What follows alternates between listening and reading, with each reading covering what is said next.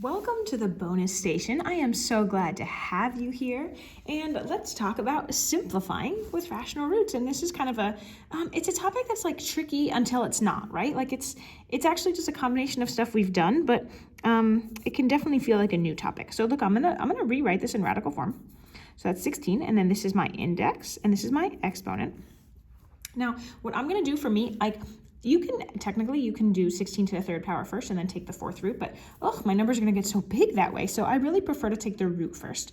So what's the fourth root of 16? What's the fourth root of 16? What number to the power of 4 equals 16?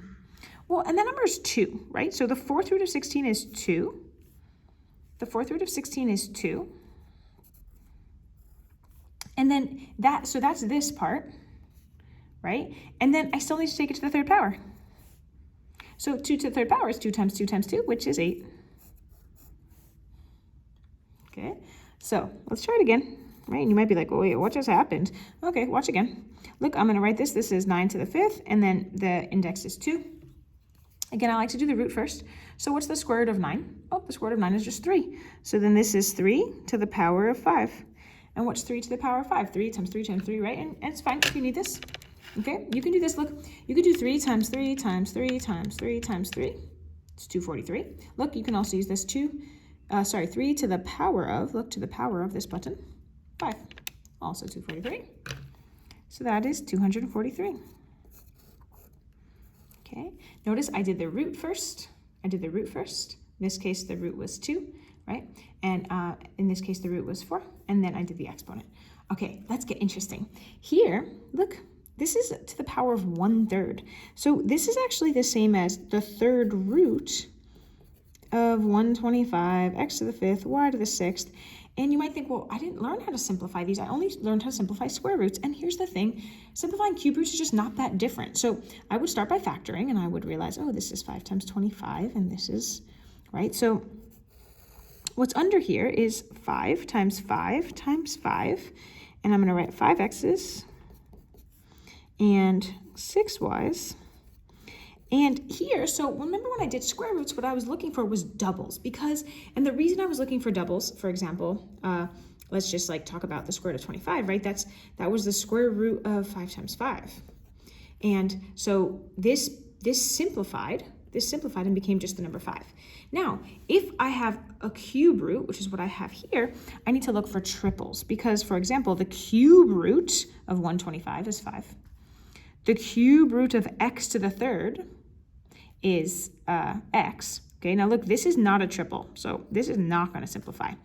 Okay, look, this is 3y's, this is 3y's. So look, the triple 5 just becomes a 5. The triple x just becomes an x. The triple y just becomes a y. This other triple y becomes another y. I'm going to just write it like this. And then this is what doesn't simplify, so this is what stays, the cube root of, and what's there is x squared. Okay, it looks like this. Okay, don't overthink this. The process is very similar to what we've done. Okay, all right, what about this one? All right, this one, and notice, like, this is a bonus station, so I'm not necessarily expecting that you master this and you're perfect at it, but just a little chance to apply your knowledge in a different way. So notice here, I have, this is gonna be still the cube root, right? Just like it was here, so that's this. And then all of this is to the power of 5, right? So cube root first, and then the exponent is 5. So I can take a look, and I can factor 8, and this is like this. So if I were to find the cube root, right? Like here I was finding the cube root, that should have been there. If I wanted to find the cube root of this, what I'll notice here is actually, look, triple, triple, triple, triple. Okay, so the cube root of this is 2 times a times b. And now I'm going to take all of this to the power of 5. And this isn't so bad. We know how to do that, right? This is just 2 to the power of 5. That's 2 times 2 times 2 times 2 times 2. That's 32. This is a squared to the power of 5. So that's a times a, 5 times. That's a total of 10 a's. Okay, and then this is b, 5 times. That's a total of 5 b's.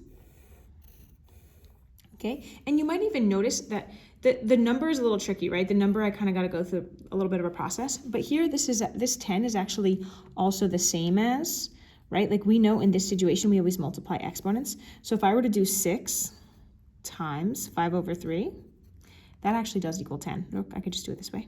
6 times 5 is 30. 1 times 3 is 3, and that's 10. Okay, so just a little kind of side note about the shortcut there.